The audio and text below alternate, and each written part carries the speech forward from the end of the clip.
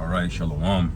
First and foremost, giving all praise, glory, and honor that's due to Yahweh, Bahashem, Yahweh Shai, Bahashem, Bracha HaKodash, double honors to the elders and apostles of Great Millstone. Well, peace and blessings to the 144,000 in the hopeful elect, shalom, barakatam.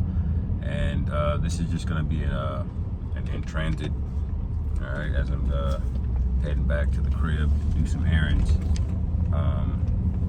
And you know, just a stark warning for the brothers that are in the faith to don't play with the Lord. You know, that's basically the message.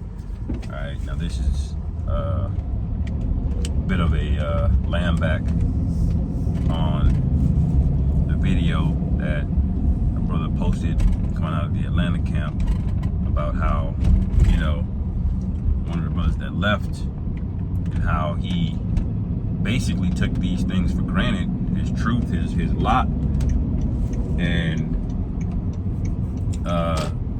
basically took the pearl and you know, and sold it for some crack rocks, because that's essentially what it's like when you have the truth and then you take it for granted so much to the point where, you know, you end up leaving the camp.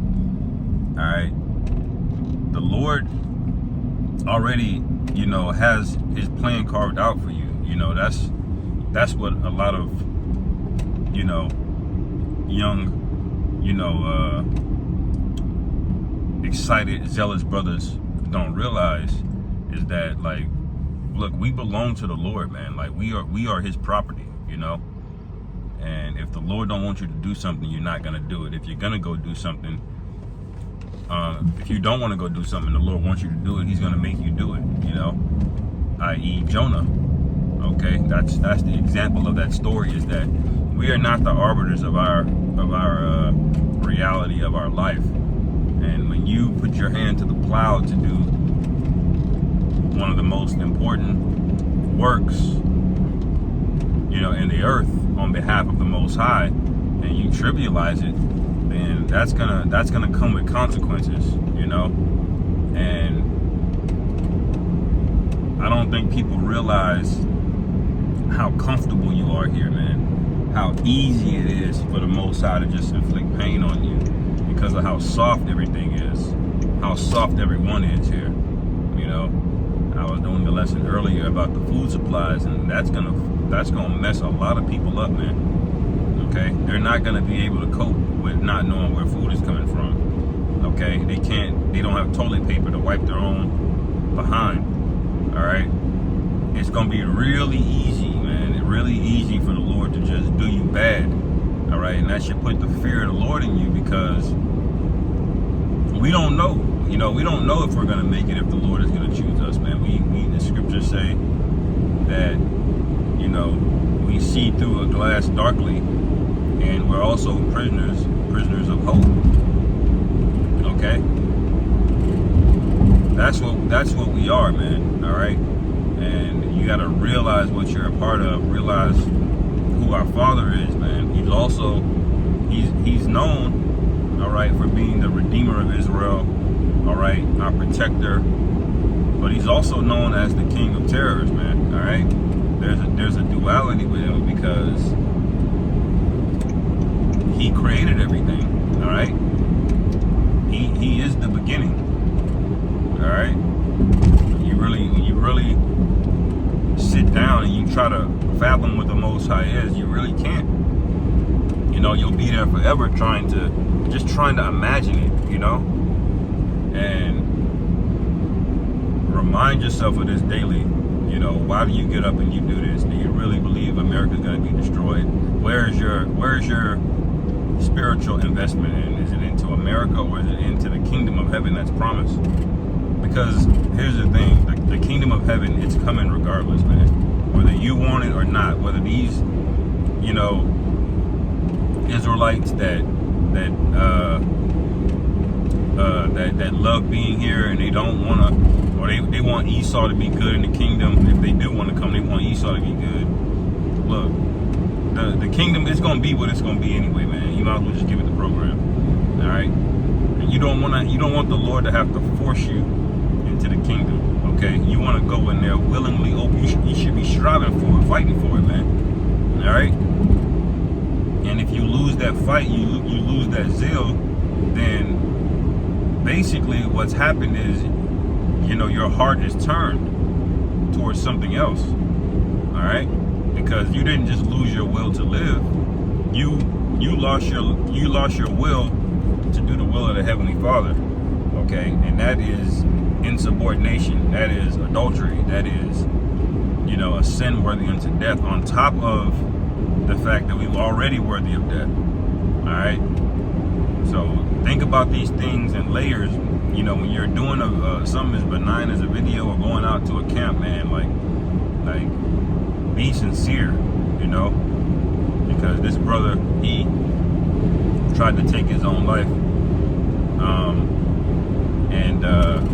You never want to see that, man. You never want to see that, but at the end of the day, the Lord knows who's righteous and who's wicked, man. And at the end of the day, it's all gonna be revealed. I gotta find out, man.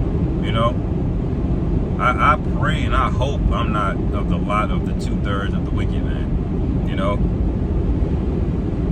Because it don't matter what you're doing right now. Like, he was doing the work, but something happened. There was a switch. There was a test. Okay, that he wasn't able to overcome, and that does what? That proves what you're made of. All right. Now the hour of temptation is coming, as the scriptures say, to try everybody. Okay, you didn't even make it to that. So we know this hour of temptation is going to try every brother's faith, man. Every brother's faith. Think about that. Think about the hour of temptation. All right. Meditate on the destruction of this place, because it's not going to be here long. All right. People can feel it. People can tell that ever since 2020, it has not been the same here. Okay, we're going into a different paradigm. All right, and I honestly feel like this morning waking up, I went to go watch the game last night, and I just lost a bunch of time, man. I woke up on time and everything, but it just felt like I woke up like almost like, was it daylight savings time or something? Like I just felt like in a different, in a different timeline, and I think, after, we get all of the signs in the heavens, the eclipse, the Day of Atonement, I think we're definitely going into a time where, the Lord is about to visit, like really visit, not like a not like a pop-in Zoom call. You had the pages back in the day. You page somebody. Like, no, they gonna really knock on the door and show up, through his son Yahushua. Okay? Who the world ignorantly calls Jesus Christ. Alright? That's the visitation that we're getting ready to come into. And how do we know this? Because all of the signs are there. All of the signs are there. And it's so clear now that we're learning now basically exactly what levers they're going to pull to do it, man. We see the certain organizations that are stood up. We see the WHO and the WEF and all of these. We see it now. We can see all of this now clearly, and we're not the only ones crying out against it. His own people are crying out against it. All right, so we're definitely, Esau has crossed the Rubicon. I should say that's an old saying of when Julius Caesar famously crossed the Rubicon to fight Pompey, which was Pompey. He was it was a civil war, and once that happened, that was basically it.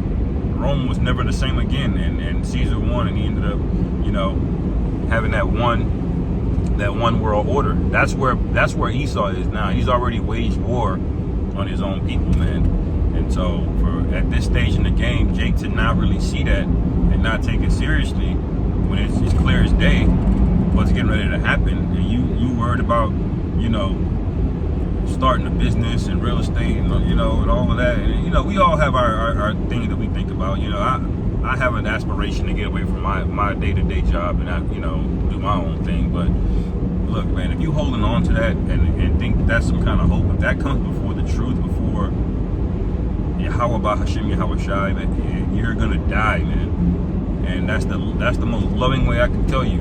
You're gonna die, man. All right, stop it. You got to get that leaven out of your spirit, man, and be sincere, be thorough. All right. So I'll end it there. Lord willing, this is edifying. Call Allah Yahweh Bashem Yahweh Shai. Hashem Rakha Shalom. Yasharam.